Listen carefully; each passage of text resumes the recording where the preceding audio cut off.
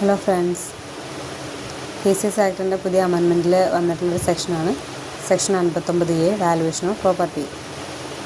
നമ്മളെന്തെങ്കിലും property, movable property mortgage ചെയ്തിട്ട് ഒരു സൊസൈറ്റിയിൽ നിന്ന് ലോൺ എടുക്കുകയാണെന്നുണ്ടെങ്കിൽ ആ പ്രോപ്പർട്ടിയുടെ വാലുവേഷൻ എങ്ങനെ നടത്തുക എന്നുള്ളതാണ് പറയുന്നത്.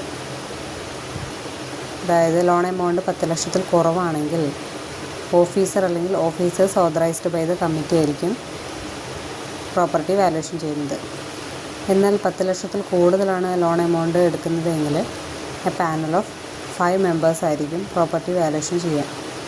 ഈ പാനലിൽ 2 officers including CEO of the society, അതായത് 2 ഓഫീസേഴ്സ് ഉണ്ടായിരിക്കും. അതിലൊരാൾ സൊസൈറ്റിയിലെ ചീഫ് എക്സിക്യൂട്ടീവ് ഓഫീസർ ആയിരിക്കും.